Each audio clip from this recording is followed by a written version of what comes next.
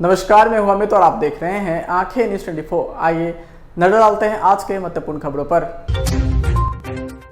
बिहार में पुल गिरने मामले पर बयानबाजी का दौर अभी भी जारी। नेता प्रतिपक्ष सम्राट चौधरी ने मुख्यमंत्री पर साधा निशाना, कहा इंजीनियर मुख्यमंत्री रहते हुए भी पूरा इंजीनियरिंग ही फेल है। साइबर अपराध करने वालों पर कसेगी नकेल। रेल सहित बिहार में 44 साइबर थाने की गई स्थापना। चुनावी रणनीतिकार प्रशांत किशोर ने फिर उप मुख्यमंत्री तेजस्वी यादव पर बोला हमला, कहा जीवन में ना पढ़ाई की ना ही कुछ समझा। पूर्व मुख्यमंत्री जीतन राम मांझी का बड़ा बयान, कहा एक सीट भी नहीं मिलेगा तब भी हम मुख्यमंत्री नीतीश कुमार के साथ। और गर्मी ने लोगों का हाल किया बेहाल, पारा 45 के पार।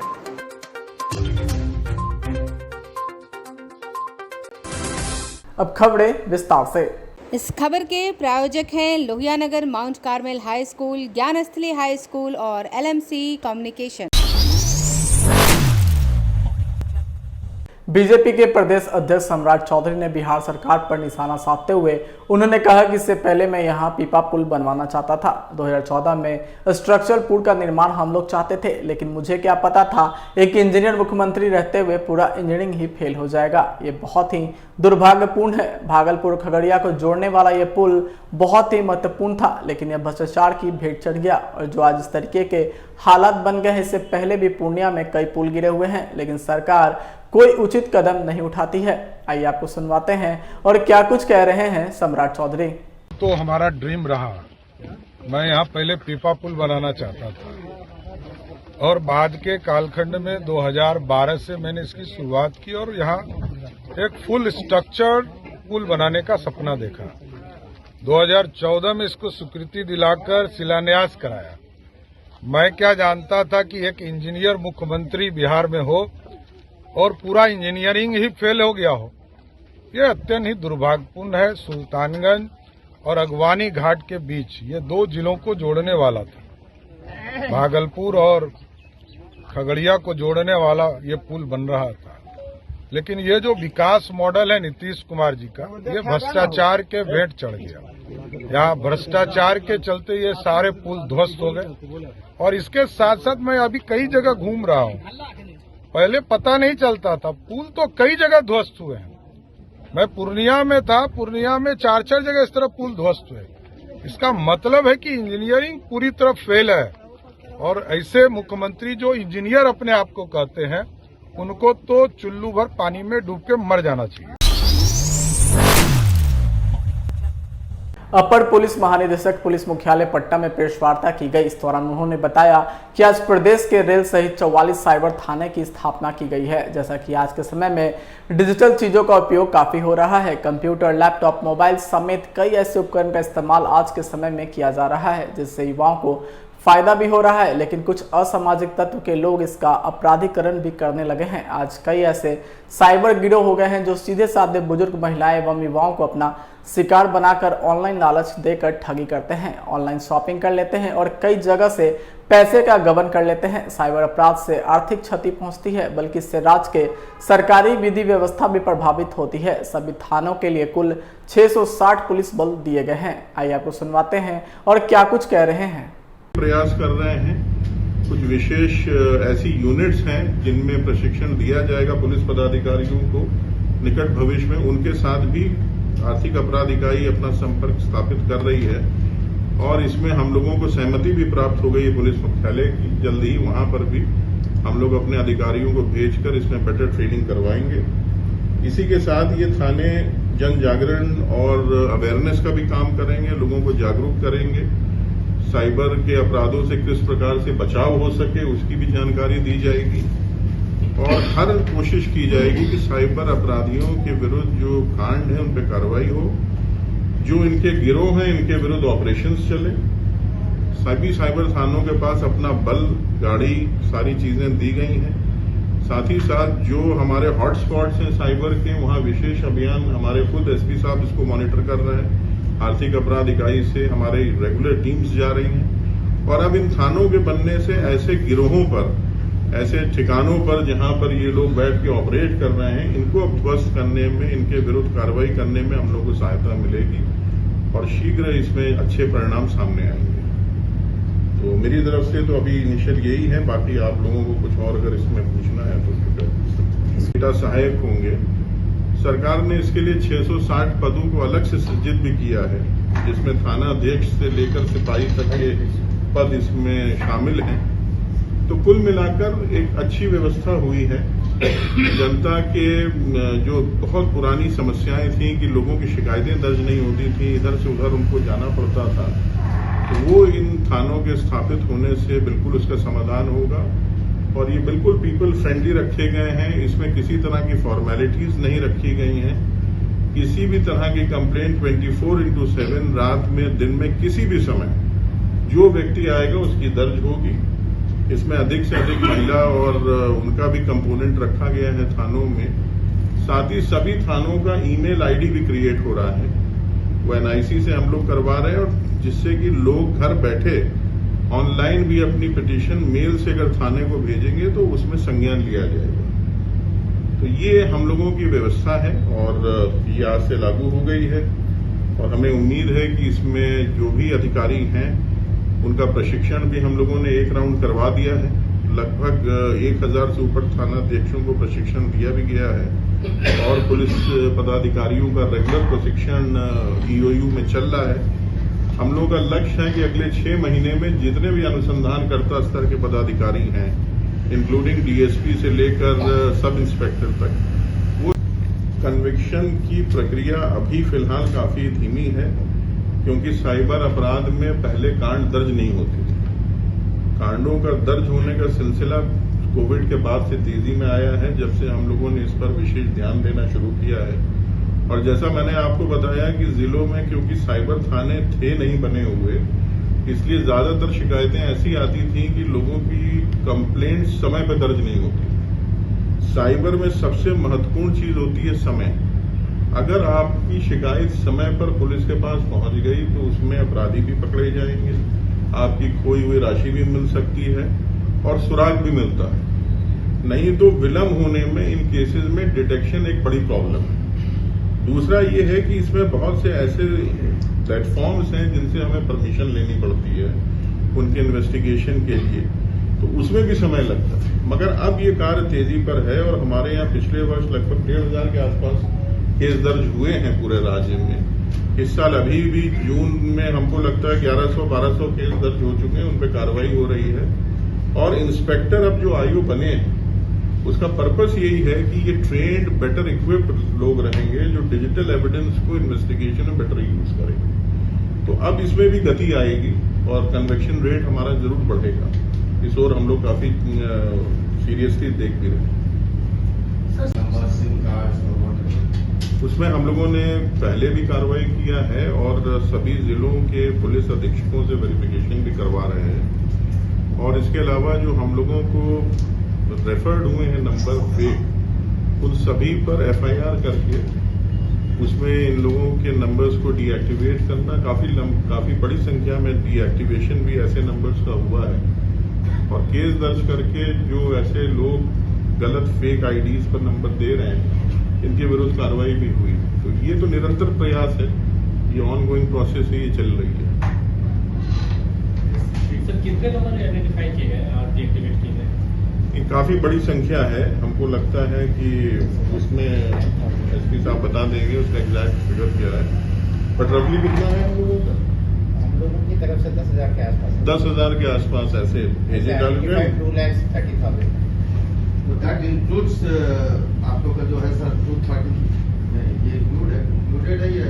नहीं, इतने नंबर पर तो हमने वेरीफाई करके कार्रवाई के लिए लिखा है, बट कुल जो संख्या है, क्योंकि वेरीफाई करना उसको एक मुश्किल होता है। बहुत से नंबर्स ऐसे हैं कि जो बिहार के नंबर हैं मगर कहीं और ऑपरेट कर रहा है। मान लीजिए कलकत्ता में है, जयपुर में है, तो सारा वेरिफिकेशन करने के बाद ही हम उसको डिक्लेयर कर पाएंगे कि ये फेक है या गलत इस पर लिया गया है। और वो प्रोसेस जब तक कंप्लीट नहीं होगी वो डीएक्टिवेशन होता नहीं, तो वो चल रही है उसमें।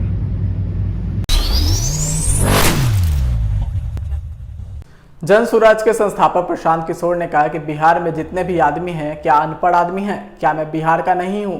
मैंने सरकारी स्कूल में पढ़ाई नहीं की है? क्या मैं अंग्रेजी नहीं बोलता हूं? फ्रेंच नहीं बोलता हूं? नीतीश कुमार, तेजस्वी यादव क्या मुझसे बढ़िया भोजपुरी बोलेंगे? तेजस्वी यादव को ना भोजपुरी बोलने आता है, ना अंग्रेजी बोलने आता है। तेजस्वी यादव ने जीवन में ना कुछ पढ़ा है, ना कुछ समझा है, सिर्फ बकवास करेंगे खड़े होकर। किसी विषय का ज्ञान है क्या? कभी जाति पर बोलना है, कभी धर्म के नाम पर बोलते हैं। दूसरे पार्टियों पर बस आरोप प्रत्यारोप करना है। प्रशांत किशोर ने तेजस्वी यादव पर राज्य की जनता के मुद्दों की अनदेखी करने की बात कहते हुए कहा कि बिहार की जनता पूछ रही है रोजगार नहीं है, तो तेजस्वी यादव बोलते हैं कि बीजेपी को रोको। बिहार की जनता पूछती है कि बालू और शराब माफिया क्यों है, तो वो जाति जनगणना की बात करके बिहार के लोगों को बेवकूफ बनाते हैं। आइए आपको सुनवाते हैं और क्या कुछ आरोप लगा रहे हैं प्रशांत किशोर। बिहार में जितना आदमी है सब अनपढ़ आदमी है। हम लोग बिहार के नहीं हैं, हम बिहार के सरकारी स्कूल से नहीं पढ़े हैं, हम अंग्रेजी नहीं बोल रहे हैं, हम फ्रेंच नहीं बोल रहे हैं। भोजपुरी हमसे बढ़िया बोलेगा वो लोग। नीतीश कुमार, तेजस्वी यादव हमसे बढ़िया भोजपुरी बोलेगा, लेकिन उसको ना भोजपुरी बोलने आता है, ना उसको अंग्रेजी बोलने आता है। वो कभी जीवन में कुछ ना पढ़ा, ना कुछ समझा, क्या बोलेगा? वो खाली बकवास करेगा खड़ा होकर। किसी विषय का ज्ञान है नहीं। दूसरे पर खाली ये कभी जाति के नाम पर, कभी धर्म के नाम पर, कभी भाजपा हराओ। आप पूछ रहे रोजगार नहीं है, तो कहता है भाजपा को रोको। आप पूछ रहे भैया शराब माफिया, बालू माफिया क्यों है, तो कह रहा है जातीय जनगणना कराओ।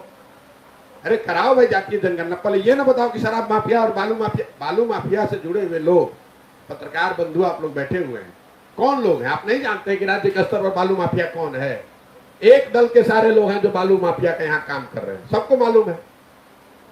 ऐसे ही चल रहा है बालू माफिया। पूरे राज्य को बालू का खनन का केंद्र बना दिया है और कहता है कि हमको क्राइम और क्रिमिनल से हमको लगाव नहीं है। मतलब ये तो ऐसी बात हो गई कि बाघ ये कहे कि हमको मांस से लगाव नहीं है।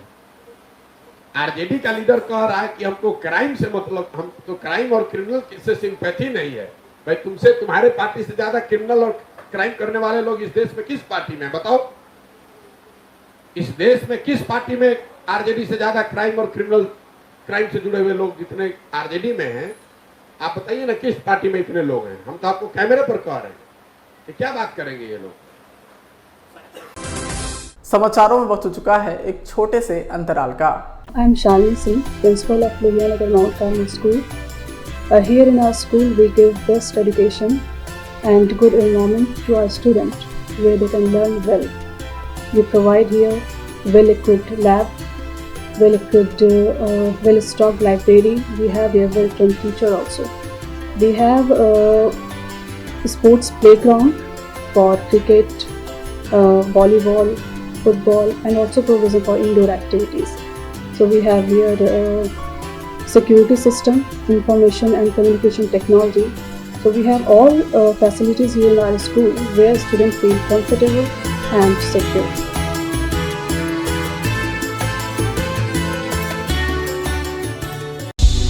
क्या आप पत्रकारिता के क्षेत्र में अपना कैरियर बनाना चाहते हैं? तो आज ही Royal Ashoka Institute of Mass Communication and Journalism में अपनी जगह सुनिश्चित करें। आर्यभट्ट ज्ञान विश्वविद्यालय पटना से मान्यता प्राप्त 100% प्लेसमेंट के साथ royal Ashoka Institute of Mass Communication and journalism नामांकन जारी है। हमारा पता है DS/16 गायत्री मंदिर के समीप कंकड़बाग पटना 8,20,000। आप हमें संपर्क भी कर सकते हैं। हमारा मोबाइल नंबर है 9955456126। ब्रेक के बाद आपका फिर से स्वागत है। गुरुवार को बिहार के पूर्व सीएम जीतन राम मांझी ने राज्यपाल राजेंद्र विश्वनाथ आर्लेकर से राजभवन में मुलाकात की। यह मुलाकात लगभग 45 मिनट तक चली। वहीं राजभवन से बाहर निकलने के बाद जीतन राम मांझी ने मीडिया से बात करते हुए उन्होंने कहा कि 23 जून को होने वाली विपक्षी मीटिंग में मुझे अगर बुलाया जाए तो ठीक, और नहीं बुलाया जाए तो भी कोई बात नहीं है। वहीं आगे उन्होंने कहा कि विपक्षी एकता मजबूत हो, जहां नीतीश कुमार होंगे वहां हम उनके साथ होंगे। वहीं आगे उन्होंने सीट शेयरिंग की बात पर कहा कि अगर एक सीट भी नहीं मिलेगा तब भी हम मुख्यमंत्री के साथ ही रहेंगे। आइए आपको सुनवाते हैं क्या कुछ कह रहे हैं जीतन राम मांझी। नहीं कुछ नहीं। माननीय मुख्यमंत्री जी से हम लोग सिर्फ चारों विधायक जो हमारे दल के हैं, एक समस्या थी कि हमारे विधायक की बात पदाधिकारी नहीं सुनते हैं, या हमारे विधायक माननीय मुख्यमंत्री जी के समाधान यात्रा में भी गया में बहुत साल लेटर दिए थे, उस पर कोई काम नहीं हुआ था। हमारे क्षेत्र में भी कुछ ऐसे थे, उसका काम नहीं हुआ था। हम लोग मिल करके यही कहा था कि हम लोगों का काम देखा जाता है कि जैसा होना चाहिए वो नहीं हो रहा है, इसलिए महोदय आप काम की करवाने का आदेश दीजिए। तो यही काम के लिए चारों विधायक हम लोग मिले थे और सब लोग अपना अपना काम का लिस्ट उनको दिया गया है और उन्होंने कहा है कि त्वरित कार्रवाई करेंगे। कोई राजनीतिक बात हम लोग नहीं करते। आप सहयोगी हैं, तमाम सहयोगियों का नाम कल बोल दिया गया, आपका नाम नहीं बोला गया और अभी तक आपको जानकारी नहीं है, तो इसको क्या समझते? हम इसको कुछ नहीं समझते हैं। हम ये समझते हैं कि विपक्षी एकता मजबूत हो, जैसे भी एकता बन सके, और जहाँ तक लाना रहना न रहना, जब नीतीश कुमार वहाँ साथ हैं तो मैं समझता हूँ कि हम भी साथ हैं। अब ये सब आप लोग बोल रहे हैं, और 5 सीट और 4 सीट का कोई मामला नहीं है। हम नीतीश कुमार के साथ हैं, हमको 1 सीट भी नहीं मिलेगा तो भी हम मुख्यमंत्री के साथ हैं।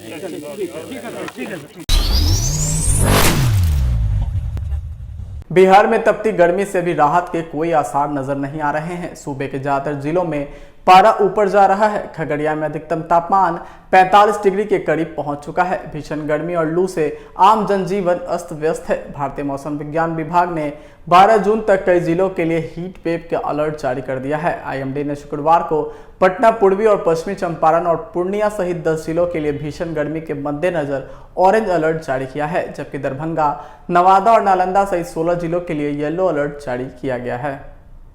पटना मौसम विज्ञान केंद्र के मुताबिक बिहार के उत्तरी और उत्तर मध्य जिलों में 12 जून तक गर्मी से राहत नहीं मिलेगी। तापमान 40 से 42 डिग्री सेल्सियस के बीच रहने की संभावना जताई गई है। उत्तर पूर्वी और दक्षिण क्षेत्रों में 10 जून तक तापमान 42 से 44 डिग्री सेल्सियस के बीच रहने की उम्मीद है। वहीं पटना मौसम विज्ञान केंद्र के अनुसार गुरुवार को पटना, नालंदा और वैशाली सहित 16 जिलों में भीषण लू के हालात हैं। नवादा, जमुई और औरंगाबाद सहित 8 जिलों में लू का अलर्ट रहा है। अधिकतम तापमान की स्थिति देखें तो खगड़िया राज्य में सबसे गर्म रहा। गुरुवार को अधिकतम तापमान 44.5 डिग्री सेल्सियस दर्ज किया गया। इसके बाद पश्चिम चंपारण के वाल्मीकि नगर में 44.1 डिग्री रहा।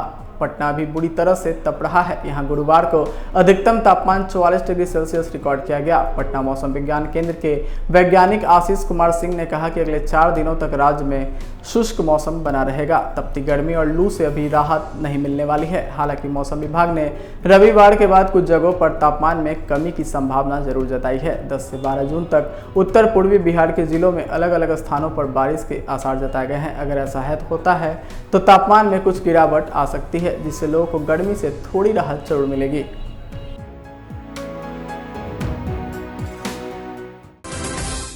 आइए एक बार फिर नजर डालते हैं आज की सुर्खियों पर। बिहार में पुल गिरने मामले पर बयानबाजी का दौर अभी भी जारी। नेता प्रतिपक्ष सम्राट चौधरी ने मुख्यमंत्री पर साधा निशाना, कहा इंजीनियर मुख्यमंत्री रहते हुए भी पूरा इंजीनियरिंग ही फेल है। साइबर अपराध करने वालों पर कसेगी नकेल। रेल सहित बिहार में 44 साइबर थाने की गई स्थापना। चुनावी रणनीतिकार प्रशांत किशोर ने फिर उप मुख्यमंत्री तेजस्वी यादव पर बोला हमला, कहा जीवन में ना पढ़ाई की ना ही कुछ समझा। पूर्व मुख्यमंत्री जीतन राम मांझी का बड़ा बयान, कहा 1 सीट भी नहीं मिलेगा तब भी हम मुख्यमंत्री नीतीश कुमार के साथ। और गर्मी ने लोगों का हाल किया बेहाल, पारा 45 के पार।